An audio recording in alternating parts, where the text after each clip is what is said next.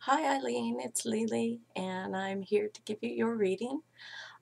You elected to have it in video, which I thank you very much for because I'm kind of experimenting with this as a form of presenting readings to my clients. So I hope that it all turns out for you. If you have any questions or there's any aspect of it you don't understand or the sound is kind of funny or whatever, please let me know and I'll try to rectify it. So anyway, you requested a reading on love, so that's what I'm going to do, a general reading on love. And I've done what's called a 5-card open-close cross spread. This gives me lots of information about your past, present, your mindset, your influences within the situation, and where it may be headed to. I also need to explain to you I'm using a different type of tarot deck. I don't know if you're familiar with tarot decks at all, but this recently came on the market, and what this is called the Transparent Tarot. And here you can see what I'm talking about, this little card here. You can see through it. And the pictures and the symbolisms on the card are very minimal. And they kind of fit together. So what happens is my initial reading begins with each individual card within the spread, and where it lays within the spread is very important. But then at the end, I put them all together in kind of a 3-dimensional view, and that lets me look a little bit deeper into the situation and gives me more of an outcome, maybe more of a future, and also, sorry, my dog was growling, can give me a better look at maybe timelines and things. So anyway, I'm going to go ahead and show you the spread that I've laid for you. I'll give a quick definition of what each card is within the spread, where it lays and what it signifies, and then I'll use each individual card. I'll hold it up to tell you what I'm being shown. So I'm going to take my camera and I'm going to point it onto the spread now. Beware, the microphone sounds strange when I'm doing this, so hopefully it won't be too bad. Okay. So there we go. This is the open close cross spread, and you can see there's 5 cards there. Okay, now let me, my microphone wire, I'm going to have to angle it a little bit. Okay, now this card here in the middle, let me point to it. This is the signifier card. This is what I use to determine you, your current emotional, mental influences, what's going on with you right now, how you may be feeling, or that sort of thing. Then the card in the east, which is here on your left, that card tells me about the situation, what's going on, what you're most concerned with, and how it's relating to your life. The card here in the west, that tells me influences or your intellect involving this situation. Then we have the number 3 card, which is down here, sitting in the south. This is the solution to the problem, or what could be added to the situation to change or to influence the outcome in the way that you want it to be. And then the card here at the top, that's the northern card, and that is the outcome and what will happen if these cards all are followed. So with that, I'm going to go ahead and start your reading. So the first thing I'm going to do is I'm going to start with the signifier card, and that tells you, or this actually gives me information about you. So here, this is the 6 of Cups, and the Cups is a very emotional suit. It's all about love, relationships, and you can see there a woman standing with her children. This tells me that family is very important to you. Children, you have children and they're very important to you, or you would like children in your life, but I believe that you do have children, probably more than one, several. This is also a card about nostalgia or looking back on the past. Sort of a naive happiness type thing. You want to return to happy memories of the past, whether it's your childhood or your adulthood.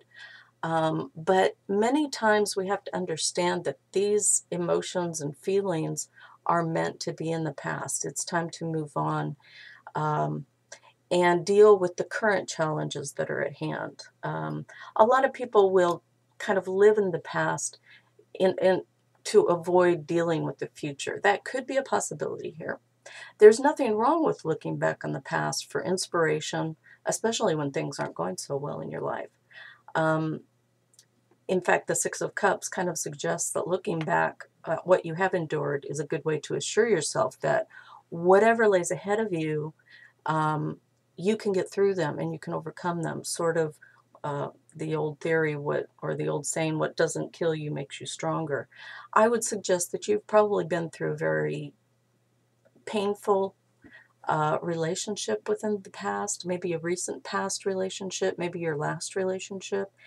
And sometimes you go back to look at the good times, and that's great, but also remember there's a reason why this relationship ended.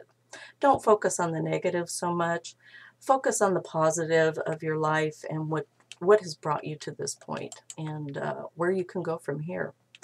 Um, the Six of Cups can also point to your inner child and suggest that you need to experience life more in a childlike way. You're weighed down with a lot of responsibilities that come with possibly being a parent, possibly being a single parent at this time. Make sure that you take time for yourself and that you enjoy life a little bit. Stop and smell the roses. Uh, a lot of times we kind of suppress that part of us when we're trying to be the adult and we're trying to do the right thing. So just remember the past is the past, but we all are products of the past. It's up to us to take the good from the past and use it in the future and try to let go of the negative aspects. Whatever happened is in the past. It doesn't appear to me that it was maybe necessarily all your fault. Um, and I think you have a tendency to blame yourself sometimes for the things that go wrong in your life. Uh, this isn't always uh, a good thing for you to do. Remember that it takes two to make relationships, and it takes two to break relationships. And I know that sometimes we take on all the blame for what happened in our past. Please don't do that. You are also a cusper. You sit on the cusp of Capricorn and Aquarius. If you take on, and this means that you can take on several aspects of both signs. I would probably think that you take on a lot of the Aquarian traits because Aquarians tend to blame themselves for everything that goes wrong in their life, whether it's true or not. That's what they do. So try not to do that. Capricorns are more no nonsense, and this could be where you're really working hard, but you got to let go and have some fun too. So that tells me a little bit about you, your past, where you're at as far as the mind frame goes. Now, the next card that I have for you, again, it sits in the East, and this is influences or intellect. This is the Moon card. This is a very emotional card. This is a card that tells me that you have deep passions and deep emotions, and many times you come to the point in your life when you say, I just want somebody who loves me as much as I love them, and return all that love back to you. And I can tell you that that's going to happen. So things are very confusing for you right now. You may find it hard to understand where you're coming from, let alone what others are thinking and feeling. Let the uncertainty sit. Don't worry about it so much. This card is the Pisces of the deck. This is when you pull the Moon card, it's often referred to as the Pisces card. And Pisces people are very emotional, very steeped in their emotions. And many times they let their life be ruled by their heart and their emotions, which isn't such a bad thing. But when that's coming from somebody who's an Aquarian, who's sometimes afraid of deep, intense emotions, or a Capricorn who just doesn't really deal with emotions very well, that can be a very confusing place for you. I think you're in a very intuitive phase in your life right now by drawing this card. So that could be an influence on the situation. Make sure you use your intuition very wisely right now because it's telling you exactly what you need to know. If there's somebody in your life, and I'll be honest with you, I do see that there could be somebody in your life, although I'm not sure he's going to be the right one for you. But if this is the case, really use your intuition where he's concerned. He could end up just being a good friend, and that's kind of what this card is pointing to. In the area of love, this points to a highly emotional time, which can quickly become heated and uncomfortable. Take a break if you need to. Don't make assumptions. We all make assumptions. I know I'm terrible at doing that. Pick your battles and be sure to treat your lover like a friend if there's anybody in your life that holds that title. If not, just bear that in mind. This looks to be a current situation.